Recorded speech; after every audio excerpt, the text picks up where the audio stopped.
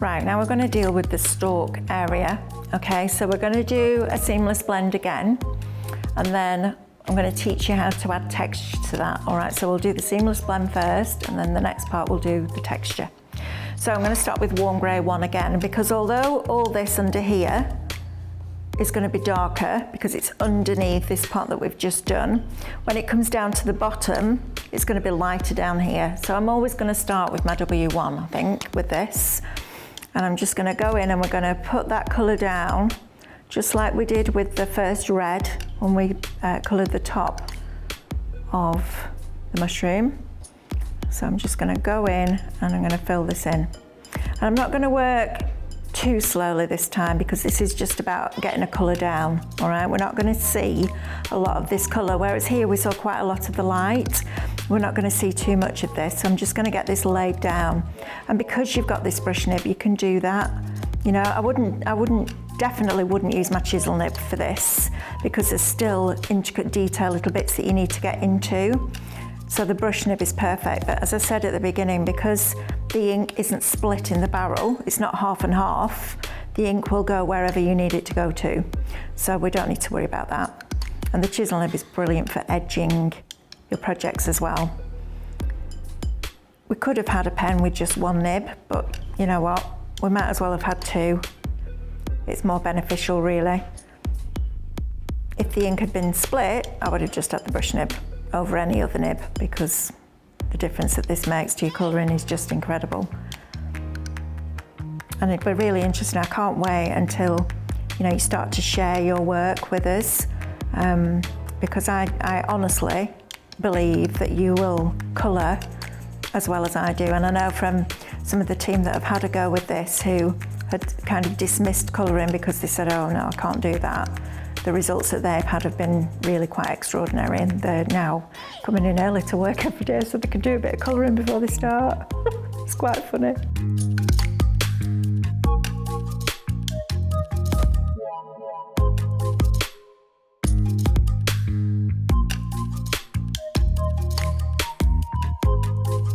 Let that brush nib do its work, and you'll know when your pen needs refilling, and honestly they last for quite a long time, you'll feel it because it'll start to tug almost when you're colouring, you'll feel it. You'll know when it needs a little bit more ink adding in, and we will get the refills in and on the website as soon as we know what colours are going to be the most popular.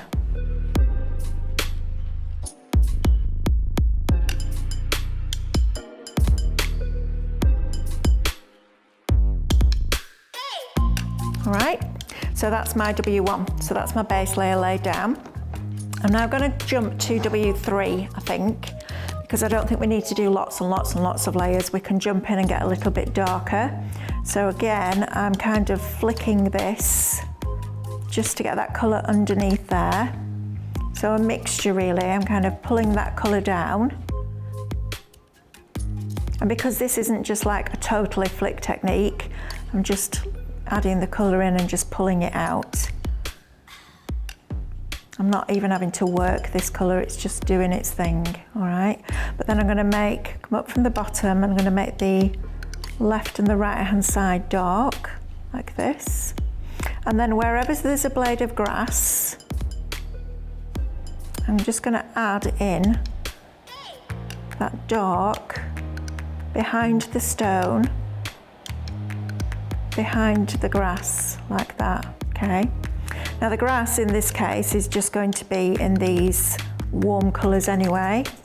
For those of you that have just bought this one class to try it, but if you've bought the whole set of pens, then you will have greens if you want to do that as well.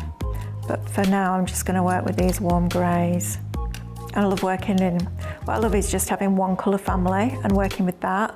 The reason that we didn't do that when we bundled the pens was, if you wanted to colour, if we were going to teach you how to colour a summer rose, for example, you want to be able to do the leaves as well. So you would have had to buy the greens and the pinks or the reds or whatever colours. By splitting them and having a range of different colour families within one set, it means that you can complete a project. because there's nothing more frustrating than thinking, I've got to wait for another 2 months to get the greens. So, you know, it's up to you, but I just think having all the colours is really good, but then restricting the colours that you use in a project is also beneficial because it makes you work the pens more. And I found I've really enjoyed that process more than I thought I would, actually. I really enjoyed it because it's made me think about how I'm colouring and what I'm using and why I'm doing it, which is really great. Right, so you can see from W3, I'm going to jump now probably to W5, which is a little bit greener. So we're going to add in a little bit more of a different colour in now, and you can see it's slightly darker again. I'm not going to go too dark because I think that can be a bit scary. I'm just going to in here. It's very rare actually that I use black, very rare, because I'll work up with different shades and tones of greys rather than a black because it can be quite harsh. But we will cover that as we go through the different classes. I'm just nice, gently flicking this down, but again, making sure that that colour goes right underneath the piece we coloured previously. That's really important because you never get an object and then a gap and then the shadow. The shadow always comes from underneath, and you can actually see it there with my hand. There isn't a gap and then the shadow starts. The shadow comes from underneath, and that's what we need to create with our pens. So the darkest bit is going to come from underneath the piece that's on top of it. So we're not worrying about where the light's coming from and making sure that it's, you know, everything on the right hand side is darker. We're just working quite simply, but making sure that it looks right. So right behind the stones, very, very fine behind that grass, coming down to the bottom there. I'm going to add a tiniest bit, and I'm just dotting the colour on now because I don't want too much. And dotting or pointillism is something that we're going to use quite a lot in this course. And it takes patience. It doesn't take practice because it's easy, but it takes patience. But you'll get halfway through and go, I wish I'd never started this, but you get to the end and be really glad that you did. And it's wonderful. And I know because I've taught so many classes with alcohol markers over the years, I know what the pitfalls are and what people have struggled with. So we've tried to put all that into the education for you. And I'm so glad that we're doing it like this because we could have done a magazine and it could have been physical step-by-steps, but hints and tips are much better, I think, when you're filming it and you're working alongside me, which is great. So I'm just going to bring that dark down now. I'm going to go a little bit more behind these stones around this edge here and just bring that colour down, all right? And now I can see that actually I've got quite a lot of light there, so I'm going to go back in with my W3. And I'm just going to start to soften that blend through now. So I'm going to bring this up a little bit more. So whereas here we did that seamless blend, I'm just kind of adding and flicking this colour up and down. So slightly going over where I've been before, but not completely. Very gently just bringing this colour down and mixing that through. All right, getting rid of those lines. Just very gently using those pens. It's almost like you're colouring, like watercolouring, like a paintbrush, where you can go over and over and then blend it through. It's almost like that. And actually in one of the classes I'm going to teach you how to use them like almost like watercolours, which is really exciting. That's using the blender pen or picking colour up from one nib onto another nib. So loads and loads of different techniques that you're going to learn. Some that you may already know if you've used alcohol pens before, some that might be brand new to you.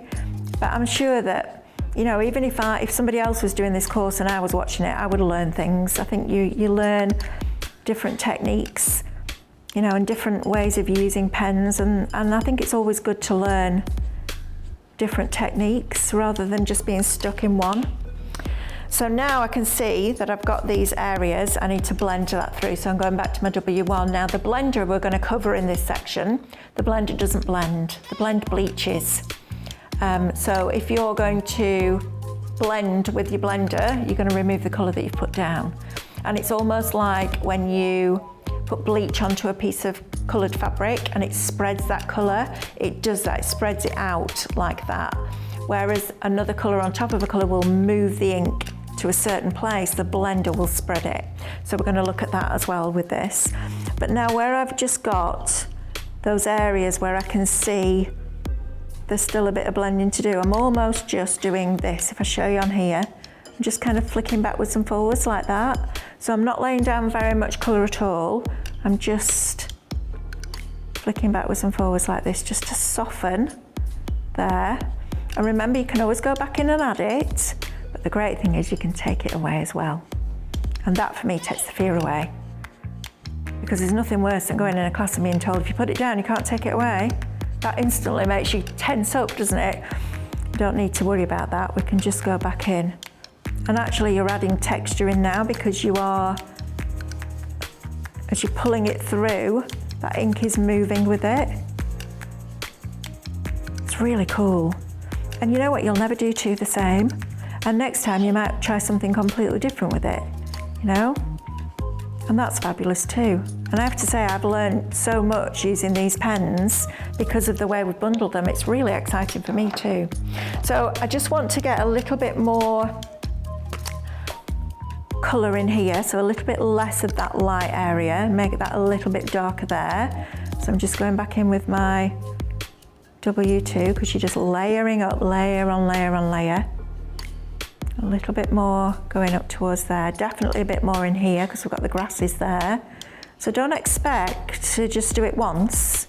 Keep going back in, saying, yeah, I need that, I just need a bit there. But then if you think, right, I'm not sure enough, I need to do any more, stop and let it evaporate.